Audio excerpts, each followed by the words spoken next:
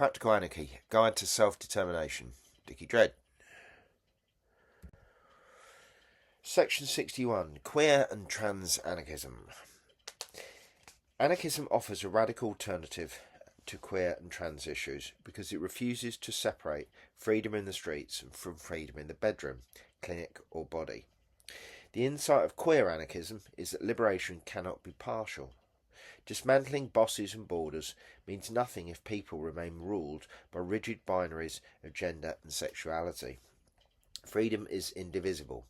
There is no real anarchy if patriarchy and heteronormativity still organise who counts, who is safe and who can love or live openly. History and early connections. Gender and sexuality are not side issues for anarchism but central battlegrounds. Just as anarchists have long argued that bosses, priests and politicians rule by imposing hierarchies, so too patriarchy, heteronormativity and cisnormativity create structures of domination in daily life.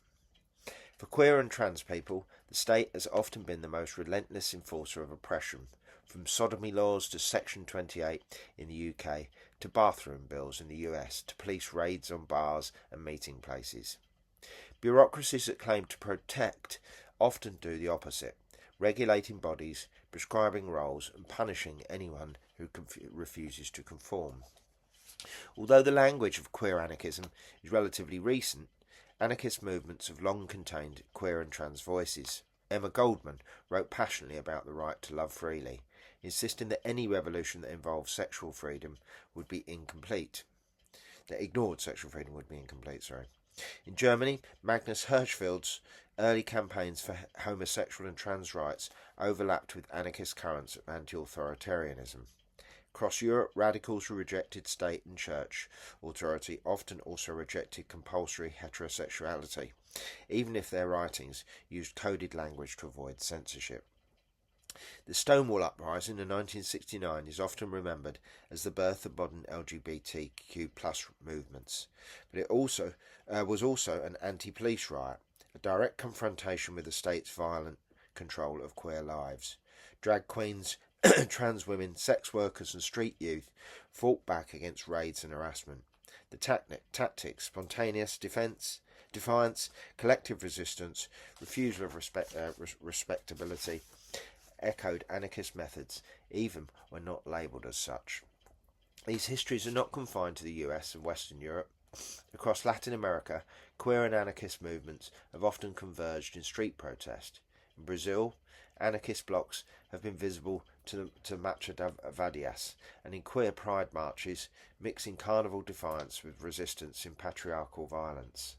Zapatista communities in Chiapas, while rooted in indigenous traditions, have also opened space for LGBTQ+ solidarity, emphasising that liberation must include freedom of gender and sexuality. In Eastern Europe, queer anarchists have organised in contexts of harsh repression. In Poland and Russia, pride marches have often faced bans or violent policing, yet anarchist collectives have provided street defence and mutual aid.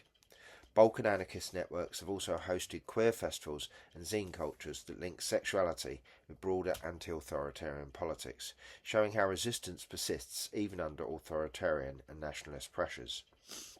On the African continent, South Africa provides a notable case.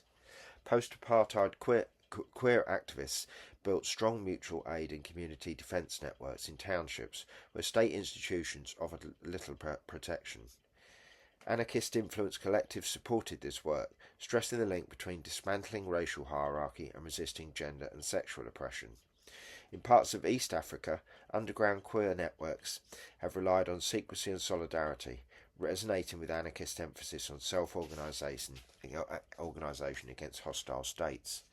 These global experiences demonstrate that queer and trans anarchism is not an isolated current, but part of a worldwide struggle.